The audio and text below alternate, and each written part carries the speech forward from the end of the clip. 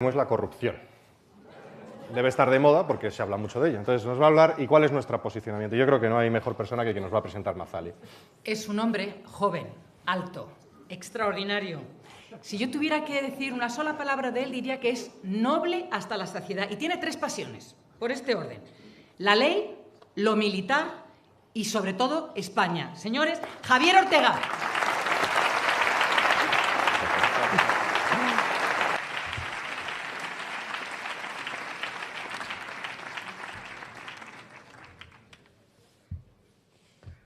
Queridos amigos, decía Séneca que donde no llegue la ley habrá de llegar la honradez personal. Pero es que hay algunos que en nuestra querida España se han empeñado en saltarse la ley con la mayor de las impunidades y guardar en el baúl del recuerdo cualquier atisbo de ética o de honradez en la política. Porque sí, amigos, España vive una grave crisis, no lo vamos a negar, pero no como algunos nos quieren hacer creer, solo una crisis económica.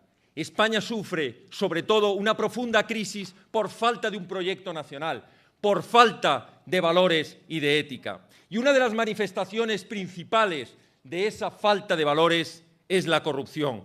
La corrupción se ha convertido, amigos, en el cáncer de la política, en el cáncer de la economía, de la justicia, en definitiva, en el cáncer de nuestra democracia, porque se ha olvidado la ética política, se ha olvidado que la política debe ser vocación de servicio a nuestros conciudadanos, vocación de servicio a la nación.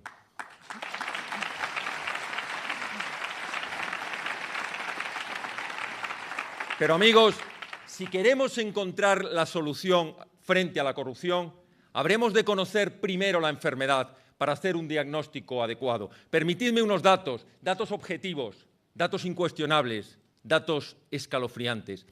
En España tenemos 1.700 causas judiciales abiertas. Bankia, los ERES, Bárcenas, caso Nos, caso Pujol, etcétera, etcétera, etcétera. En España tenemos más de 500 personas imputadas en procedimientos judiciales, políticos, sindicalistas, empresarios, funcionarios. En España hay implicadas más de 25 organizaciones, partidos políticos, Partido Popular, Partido Socialista, Convergencia y Unión, PNV, Podemos también está implicado. En España están implicadas organizaciones empresariales también. Están implicados sindicatos, comisiones obreras, UGT. En España están implicadas cajas de ahorros, Bankia, Caja del Mediterráneo, Caixa Galicia, Caja de Ahorros, etcétera, etcétera. Pero es que además han cumplido a rajatabla todos los preceptos del Código Penal. Delito de estafa, de apropiación indebida, delito de falsedad documental, delito contra la hacienda pública, delito de cohecho, tráfico de influencias, etcétera, etcétera, etcétera. Y frente a estos datos escalofriantes, ¿sabéis las consecuencias? Pues las consecuencias son un daño directo de 9.250 millones de euros. Habéis oído bien, 9.250 millones de euros de daño directo, de dinero que ha sido desviado de su finalidad legítima. Y esto, el daño directo, pero el indirecto, según un estudio de la universidad, llega a cerca de 40.000 millones de euros el daño causado en la economía. ¿Y sabéis qué ha convertido este daño, en qué nos ha supuesto a todos los españoles?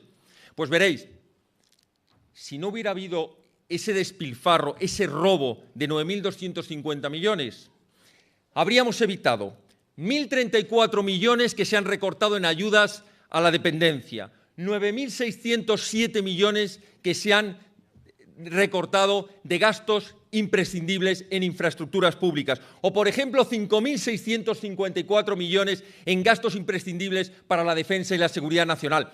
El gasto, el dinero que ha sido robado a todos los españoles supone, por ejemplo, el equivalente a todo el dinero que se gasta en un año en sanidad en la Comunidad Autónoma de Cataluña o en sanidad más educación en la Comunidad Autónoma de Valencia. O, por poneros un último ejemplo, si no nos hubieran robado esos 9.250 millones de euros, podríamos multiplicar por 214 veces el presupuesto de la Cruz Roja Española en ayuda humanitaria, o 360 veces el presupuesto de Cáritas Española en comedores sociales, en ayudas a familias desahuciadas, en ayudas a todo tipo de situaciones graves sociales en España. O por decir un último ejemplo, podríamos haber multiplicado por 5 el presupuesto anual de la Agencia Española de Cooperación Internacional en todo el mundo.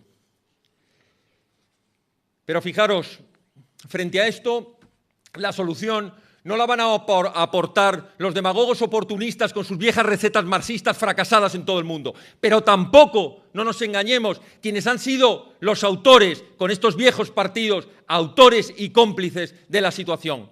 La solución contra la corrupción solo podrá venir de un partido como Vox, que se enfrenta a la realidad de cara, sin demagogias y sin ataduras del pasado.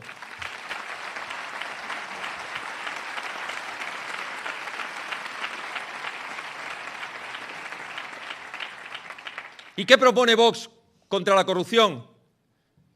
Medidas concretas.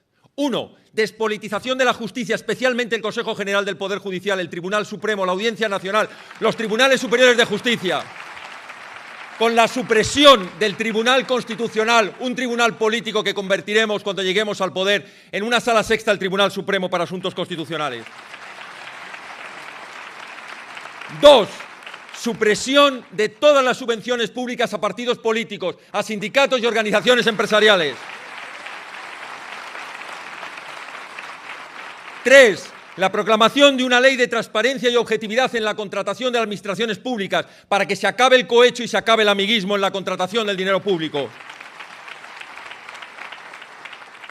Quedan unas cuantas, no sé si aguantáis aplaudiendo hasta el final.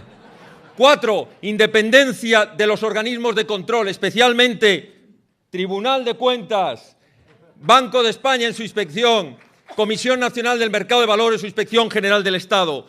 5. Independencia de la Fiscalía General del Estado hasta el último de sus fiscales. Para que no tengamos algunos que estar reclamando en querellas criminales lo que parece evidente y tardando más de un mes y medio la Fiscalía en decidir querellarse contra el traidor de Artur Mas.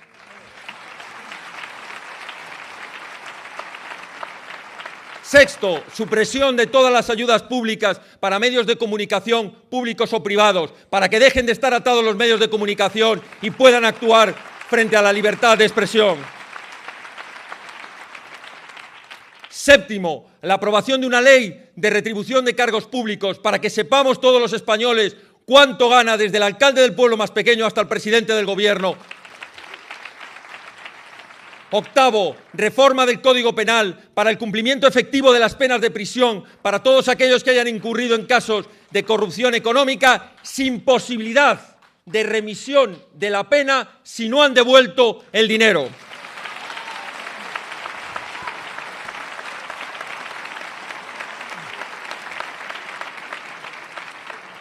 Incluyendo la supresión del indulto, una medida absolutamente trasnochada y contraria a un Estado de Derecho.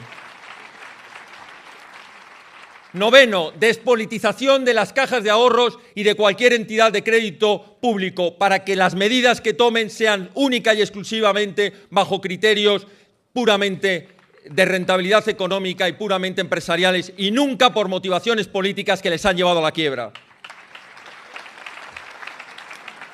Y por último, 10, una nueva ley de partidos políticos que obligue a la democracia interna. Y en Vox les podemos explicar cómo en 2 meses hemos votado ya 4 o 5 veces. Una ley electoral que logre una relación directa entre el representante y el representado, con una proporcionalidad que no existe en la actualidad y suprimiendo cualquier tipo de aforados y privilegiados de la cosa pública.